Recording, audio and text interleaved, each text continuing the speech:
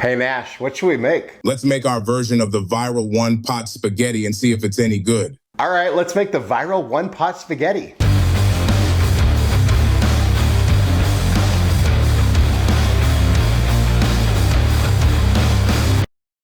Welcome back to Chaos Kitchen, where sometimes we like to make viral recipes and see if they're worth making at home. Today we're making the viral one-pot spaghetti recipe. I have my reservations, but I'm gonna enter this with an open mind and an optimistic spirit. So we're going to stick to the recipe. However, we're gonna make some additions that I think might make this recipe taste a lot better. So hey, without further ado, let's go. So for our prep or our mise en place, we start by chopping one onion. And then you want to peel a few cloves of garlic and peel and chop up a small carrot. And now our mise is en place. So then we get out some sort of a food processor. I think it's time to address my philosophy on recipes. Or what should be, I think, everyone's philosophy on recipes. And I could drone on, but I'd rather cede the floor to the ultimate badass chef, Marco Pierre White. You don't know who that is. He happens to be Gordon Ramsay's mentor and also the first chef to return his Michelin stars because he said that his time and his knowledge is more valuable than the stars bestowed on him by the Michelin board organization. I don't know. He's a badass. He's awesome. I love him. Here you go. You can't teach anyone how to cook. All you can do is show them. It's up to them whether they want to teach themselves. As I've always said in my life, cooking is not a recipe, it's a philosophy. Unless it's pastry, and then it's chemistry. People who cook well, they're the ones who teach themselves because they question everything. A recipe is a guideline. That's what it is. So that being said, I'm going to stick to this recipe almost to the letter. Well, kind of to the letter, but we're using an extended alphabet. We're gonna do the recipe as is, but I think based on some of the fundamentals of the recipe, we're gonna add some stuff. So what we're gonna do here is make a little flavor bomb of a paste to add to the recipe that I think will make it taste a lot better. Like a ton better. So into our food processor, we are going to add some sun-dried tomatoes with the oil. I'm also gonna add a little bit of tomato paste, a little bit of fresh basil, a little bit of Italian parsley, and a little bit of fresh oregano, just for some herbaceousness. If you don't have fresh, dried's fine. And this recipe calls for like jarred marinara or jarred pasta sauce. I find that a lot of times tomato sauces, they need a little bit of sweetness to cut that, not too much, but a little bit of sweetness just to cut that acidity of tomato. So that's where our carrots come into play. Now, normally, if I was making a tomato sauce, I would be simmering it for a long time. So I would just peel a carrot, throw it in whole, and then remove it at the end. And that seems to add its essence enough to fulfill its job. This recipe, we're gonna cook it for like 10 minutes, but overall not enough time to do that. So I figure we'll just blend the out of a carrot and throw it in there and it'll actually improve the flavor. Then we want to add a little bit of something extra. So don't freak out. We're gonna add a little bit of anchovy paste. It's not gonna taste like anchovies. It's kind of like Italian MSG. It's one of those things you don't actually taste it. It just enhances all the other flavors. We're just gonna add a very light splash of some fish sauce. And again, don't freak out. It's not gonna taste like fish sauce. It's just gonna give it a little bit of that something extra. And then if we're adding the Italian MSG, we might as well add a little bit of actual MSG. Pixie dust.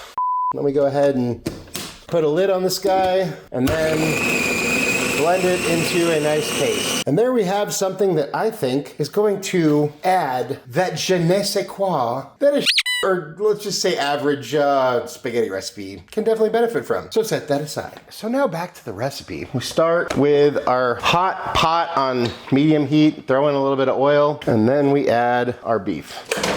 We remove our little beef diaper here, get rid of that. And then we get that all broken up. And then as your beef starts to brown, we go ahead and season it with a little bit of salt. And this is my addition. The recipe doesn't actually call for any seasoning at this point, but I like to season in every step. So you get layers of seasoning. A little bit of fresh ground black pepper. Get that all stirred in. And then at this point, and again, this is not part of the recipe, this is just me, I'm gonna add some tomato paste, maybe 2 teaspoons. I like to add it here because then stir it in with the beef, let let it cook a little bit. That's gonna sort of caramelize the sugars in that tomato paste and just give it a sort of deeper, richer tomatoey flavor. Then we go ahead and add our onions. Get those all stirred in, combine, get those cooking. Then as soon as your onions start to soften, we add in a few cloves of garlic and get that all stirred in. Then we add in 1 packet of Italian dressing seasoning mix. So not Italian seasoning, but Italian dressing seasoning like this. Stir that in.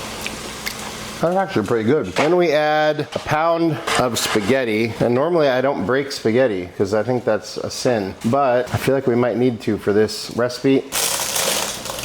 Only because, and I'm sorry Italians, I'm sorry to all the nonas. I only did that because this is a one pot dish, so don't hate me please. Although I have to admit, breaking that whole thing was kind of fun. I haven't done that in a long time. Then we add 1 jar of marinara sauce and our flavor bomb paste. Get that all sort of combined as best you can. And then the recipe says pour in enough water to cover everything. I figured instead of water, I would do beef broth just to give it a little bit richer of a beef flavor since we already have beef in there. So I just poured the beef broth into the marinara sauce jar. And then the last thing is a 16-ounce jar of Alfredo sauce. Sort of get that kind of combined. I don't really know. The directions are a little light, so you know, we're doing our best here. And then it says to maybe stir this, although it's kind of hard since the pasta hasn't softened at all, but you know, whatever.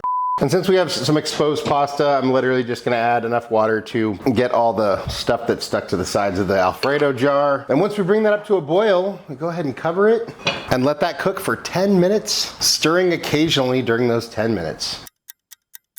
And after 10 minutes and a few gentle stirs, this is what we got. It seems a little sauce heavy to me, but you know what? I guess trust the process. We're giving it a chance. No hate here. Then we grate in a cup of Parmesan cheese. And then we stir that in. So this is why you don't break your pasta, folks. But then we can go ahead and plate this. It's a little bit of a sloppy mess, but let's go ahead and plate it and top it with a little bit more fresh grated parm and a little bit of basil. And there we have our viral 1-pot spaghetti.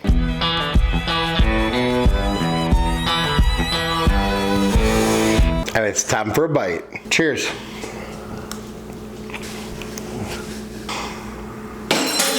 It's actually pretty damn good. I've been very hesitant with the 1-pot pasta recipes. I mean, stuff like a pasta version of jambalaya works. A lot of things work, like it can work. Don't get me wrong. However, it seems too easy, and I think it might be, but there's some caveats. The flavor is amazing. I give, I don't know, 75% of that to the recipe. I give the other 25% of that to the additions that we made. But it's very sauce logged, like waterlogged, but with sauce. Like there's a ton of sauce heavy. 10-year-old me would have thought this was the best thing ever. So if you have kids, this is like the perfect recipe because it comes together pretty quick. You could do all the addition stuff with the flavor bomb paste we made in advance, and literally it comes together in all things considered 15 minutes. So that's something to think about. For me, it's really good, but too sauce heavy for me. Not too sauce heavy flavor wise, but too sauce heavy like texture wise. And that's just a beef thing. Overall, it's pretty damn good out of 10. And that's what I think, but hey, let's see what Nash thinks. Hey bud, how you doing? I'm good, man. Been doing some research to figure out where we should take the DeLorean next. Well, check it out. We made this viral 1-pot spaghetti recipe that you wanted us to make. And of course, we made a dog-friendly version just for you. Well, here you go.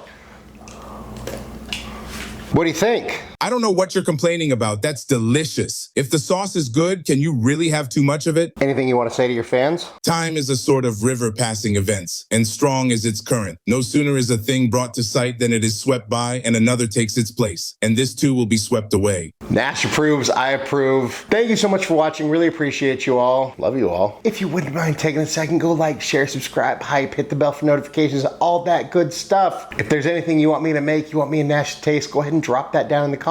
And hey, if you like this video, go check out some of our other cool videos somewhere around here. And just remember, cook more, eat better, embrace the chaos. That's it for now, folks. Until next time, be good and peace.